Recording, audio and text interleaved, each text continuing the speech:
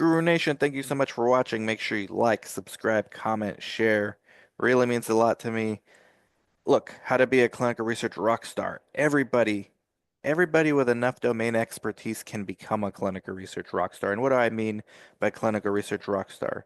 If you think of a celebrity or a household name or actual rock star, these are people that everyone thinks of when they think of a certain thing, whatever that may be.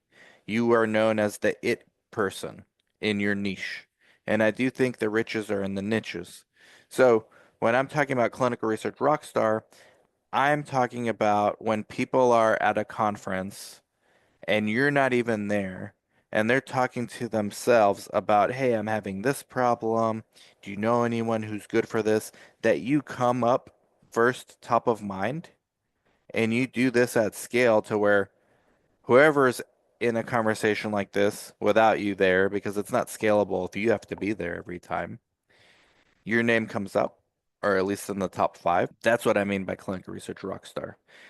And there are people doing this already in many verticals. I shouldn't say every, but in many verticals. And I don't just mean online, although that's part of it, having a YouTube channel maybe. Not too many have one. Have a podcast, maybe. Not too many, but I'm really talking like pragmatic. When people have problems to solve in a particular area of research, who do they think of? Now, hopefully it's you. And it's possible to everyone that's watching. I don't think everyone's gonna want to do it. That's a different podcast in and of itself. But if you're watching this, you're at least curious about it. So you got to understand your niche, and the riches are in the niches. So you can't just say, "Hey, I'm a clinical research rock star. Think of me for everything."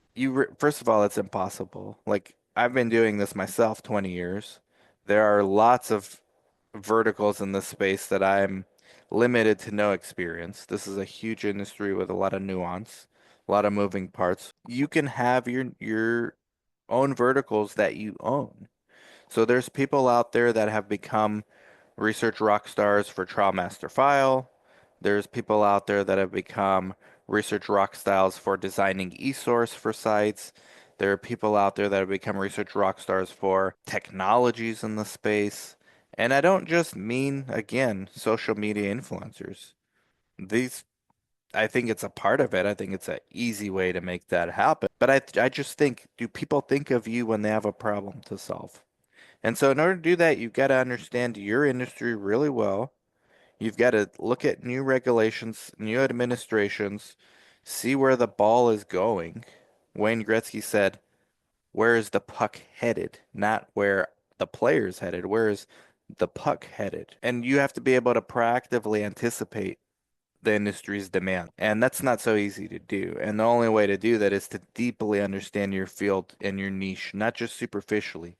Deeply understand. And then the networking becomes how to communicate that to other people so they know.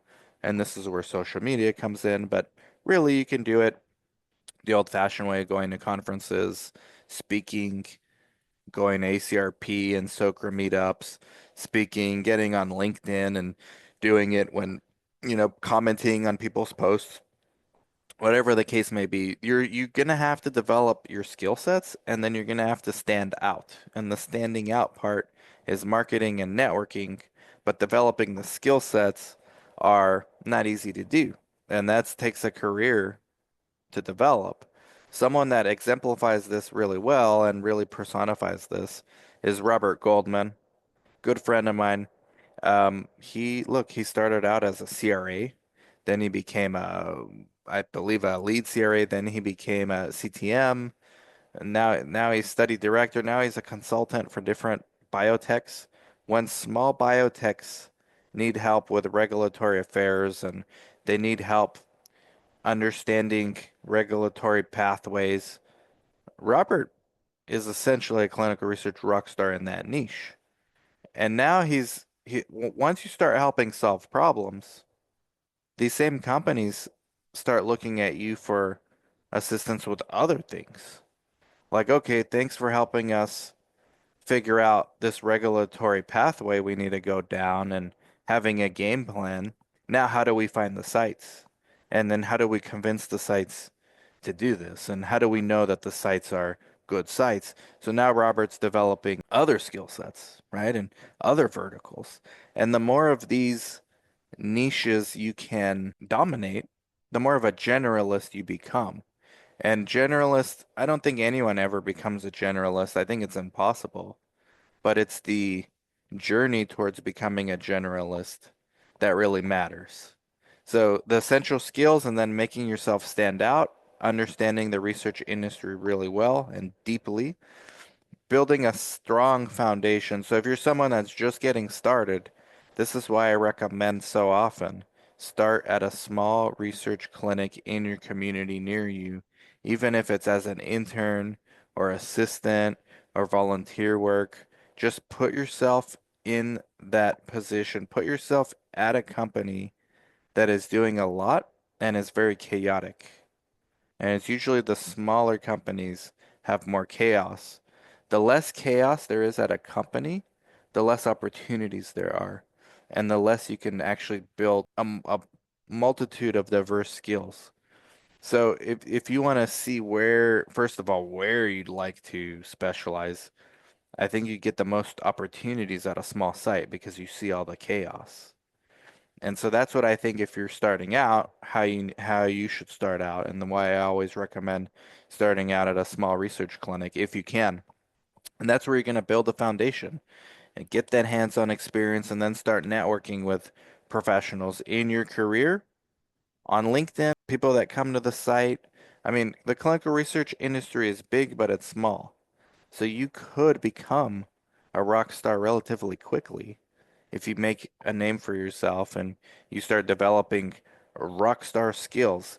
And that doesn't necessarily mean getting the certifications like CCRP, although that wouldn't hurt, or CCRA or anything like that. But I do think staying updated on latest happenings.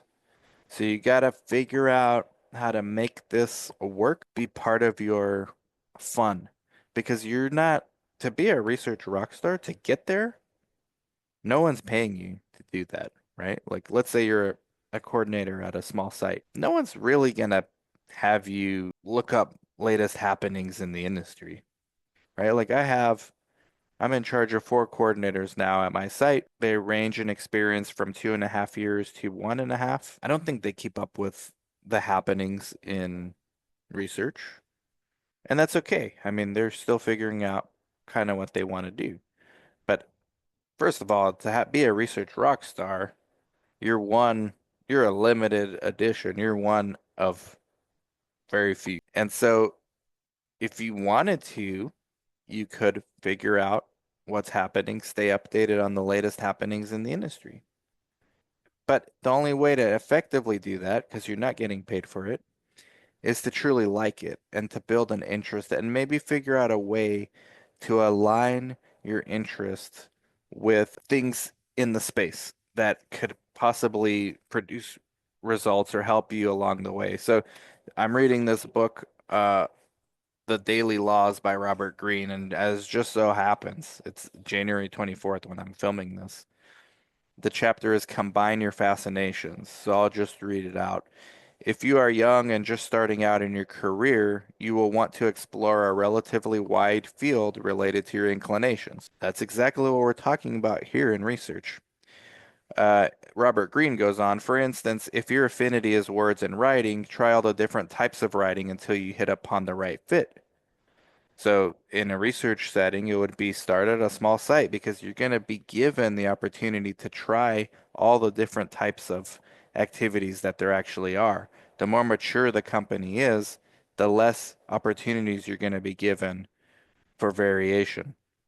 Then he continues, if you are older and have more experience, you will want to take the skills you've already developed and find a way to adapt them more in the direction of your true calling.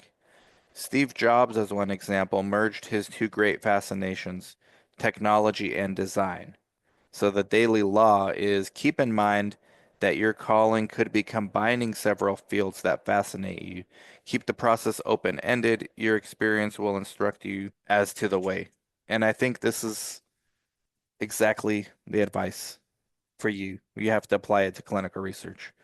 Whether you're brand new or whether you're experienced, you got to figure out how to develop your own skills.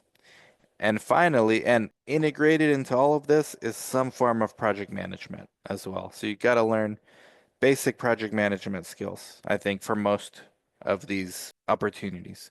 And finally, positioning yourself for success. So this is leveraging LinkedIn and industry events to network with peers, come to conferences like SOS, build a professional online presence, and embrace lifelong learning and seek leadership opportunities to grow in the field. Definitely figure out how to work with others. Definitely figure out the power of influencing others. Super important. Another book you should read is the book Influence by Robert Cialdini. Becoming a clinical research rock star is about building the right skills, networking, and staying ahead of industry trends. Invest in yourself and you'll stand out in this competitive field. Let me know what you think, Guru Nation. Like, subscribe, comment, share. Bye bye.